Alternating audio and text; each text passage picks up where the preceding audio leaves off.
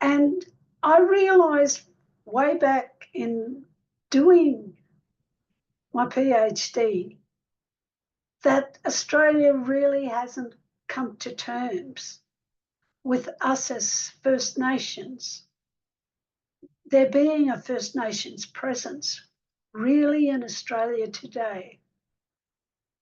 Not when you had 3 separate flags flying, not when you had discrepancies of whether or not there should be an Aboriginal flag or a Torres Strait Islander flag that represents our people and our country. Unless, of course, the Australian flag addresses inclusivity of a First Nations presence on its colours of Australia, which is the Australian flag. And I believed myself personally that I didn't want to forget about the historical way in which the Australian flag was chosen from a competition that was run by a magazine to include the Union Jack, which represented the British history, the Southern Cross, which represented the skies under which Australia lies, and the 8-point star directly under the Union Jack, which represents Australia's territories and states. And in order for a First Nations presence to be seen on an Australian flag, I personally believe that the Star of Federation directly under the Union Jack should be encircled by the colours of the Aboriginal flag of black, yellow, red and green, which then represent all of the colours that are represented on the Aboriginal and the Torres Strait Islander flag. We already know, for instance, that the emu and the kangaroo directly above Hope represents the Australian emblems that we considered as being on the insignia of the federal government of Australia.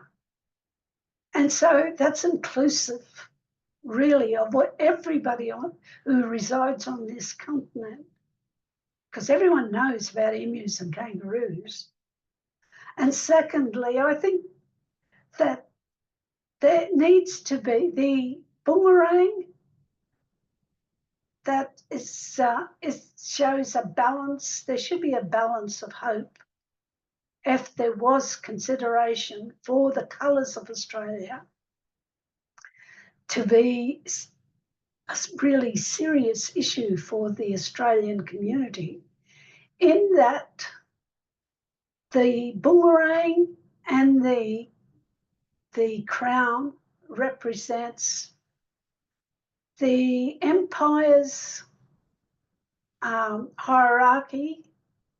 The Aboriginal and the Torres Strait Islander flags are directly under it.